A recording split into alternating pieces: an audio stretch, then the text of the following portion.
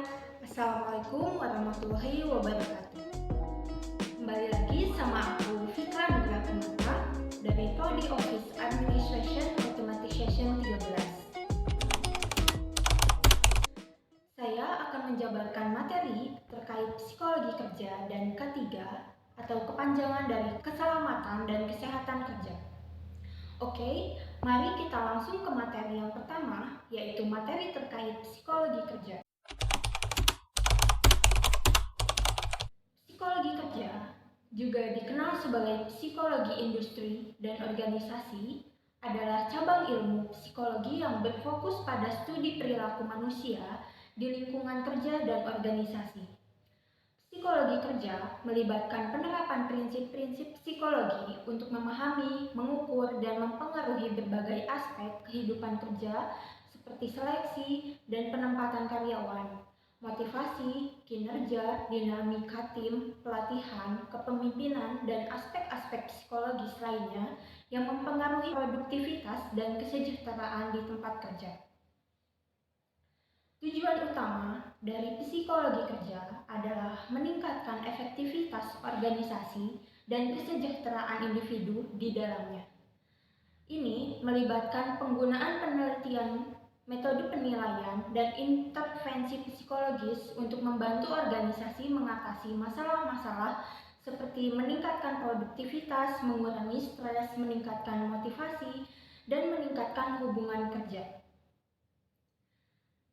Psikologi kerja memiliki banyak manfaat, di antara lainnya, yang pertama, pemahaman tentang perilaku manusia di tempat kerja.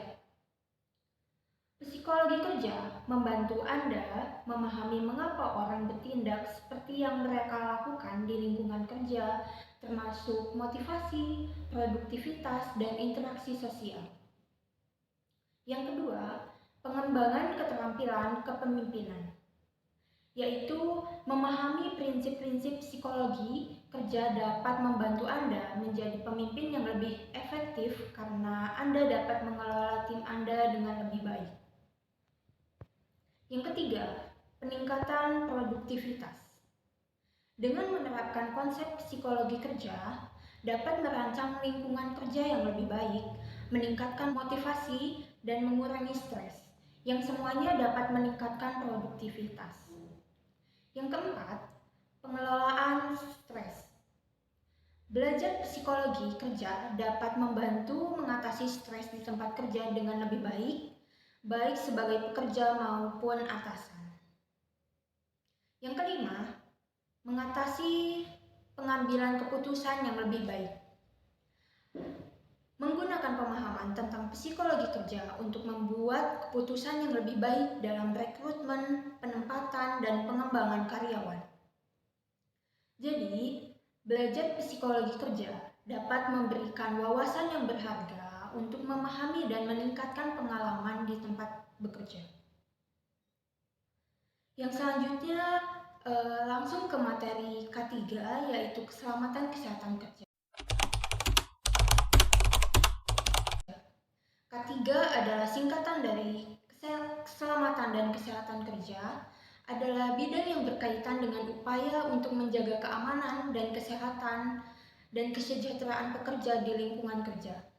Upaya K3 mencakup identifikasi, pencegahan, dan penanganan potensi bahaya di tempat bekerja, serta kebijakan dan praktik untuk melindungi pekerja dari cedera, penyakit, atau risiko lainnya yang mungkin terjadi selama bekerja.